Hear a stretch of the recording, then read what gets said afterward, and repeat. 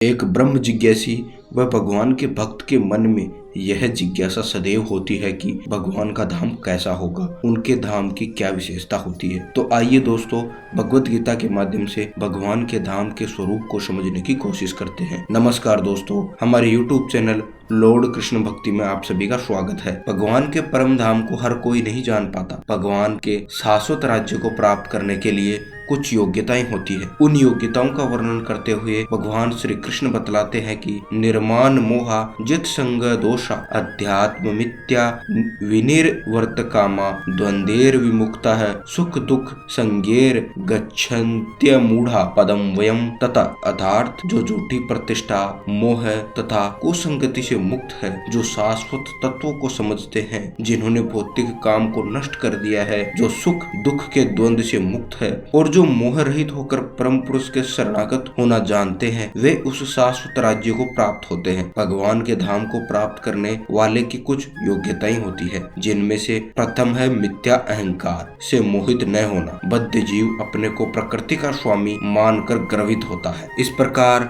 उसके लिए भगवान की शरण में जाना कठिन होता है। उसे वास्तविक ज्ञान के अनुशीलन द्वारा यह जानना चाहिए कि वह प्रकृति का स्वामी नहीं है। इस प्रकृति का स्वामी तो केवल परमेश्वर है। जब मनुष्य अहंकार से उत्पन्न मोह से मुक्त हो जाता है, केवल तभी भगवान के शरणागति होने की प्रक्रिया शुरू होती है। जो व्यक्ति इस संसार में सदैव अन्य लोगों से सम्मान की आशा रखता है, उसके लिए भगवान के शरणागत होना कठिन है। अहंकार तो मनुष्य के मोह का कारण होता है। मनुष्य इस पृथ्वी पर जन्म लेता है, कुछ समय के लिए यहाँ जीवन व्यतीत करता है, फिर यहाँ से चला जाता है, तो भी मूर्खतावश वह यह समझ बैठता है कि वह इस संसार का स्वामी है। यह घर मेरा है, यह गाड़ी मेरी है, यह मेरा धन है और यह मेरी संतानें हैं, यह मेरे रिश्तेदार हैं। ऐसा समझने से उसको उनमें मोह उत्पन्न हो जाता है और वह स्वयं की सारी परिस्थितियों को और भी जटिल बना लेता है और सदैव कष्ट उठाता रहता है। ये सारा संसार ही इसी गलत धारणा के अंतर्गत आगे बढ़ता है। लोग सोचते हैं कि यह भूमि या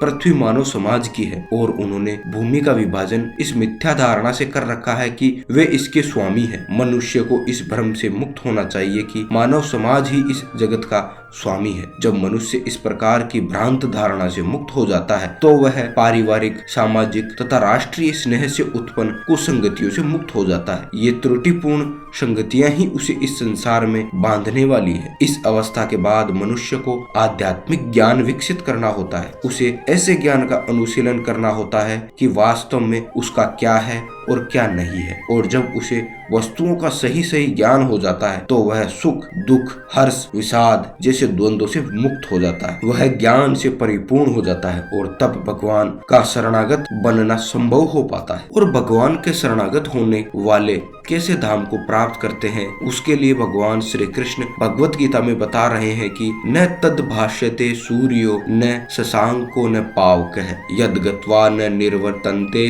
तधाम परम मम।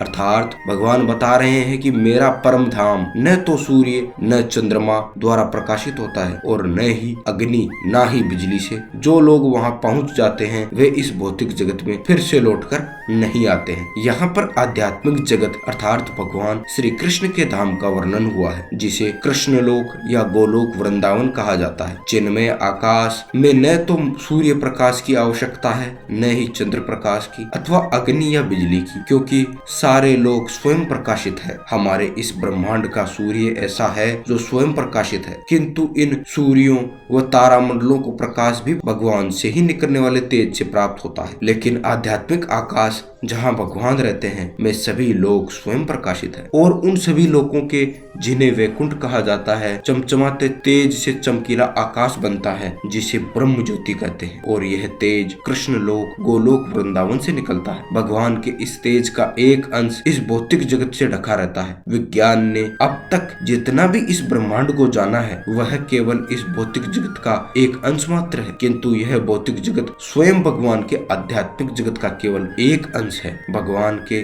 ज्योतिर्मय आकाश का अधिकांश भाग तो आध्यात्मिक लोकों से परिपूर्ण है, जिन्हें वैकुंठ कहा जाता है और जिनमें से गोलोक वृंदावन प्रमुख है। विज्ञान व टेक्नोलॉजी के द्वारा मनुष्य चाहे जितनी भी कोशिश कर ले, वह भगवान के परम धाम को प्राप्त नहीं कर सकता जब तक वह पहले बताई गई योग्यताओं को ना प्राप्त कर ले। जब तक जीव इस अंधकार में जगत में रहता है, तब तक वह बद्ध अवस्था में होता है, यानी उसको प्रकृति के गुणों के अधीन विवश होकर कर्म करना पड़ता है। लेकिन ज्यों ही वह इस भौतिक जगत रूपी मिथ्या विकृत वृक्ष को काट कर आध्यात्मिक आकाश में पहुंचता है, त्यों ही वह मुक्त हो जाता है। तब वह इस मृत्यु लोक में वापस नहीं आता, अर्थात मोक्ष प्राप्त कर लेता है। इस बद्ध जीवन में जीव अपने को भौतिक जगत का स्वामी मानता है, लेकिन अपनी मुक्त अवस्था में वह आध्यात्मिक राज्य में प्रवेश करता है और परमेश्वर का पार्षद बन जाता है। वहाँ पर वह सच्चिदानंदमय जीवन बिताता है। दोस्तों, यदि वीडियो अच्छी लगी हो तो please like, share and subscribe कीजिए। धन्यवाद। हरे कृष्णा।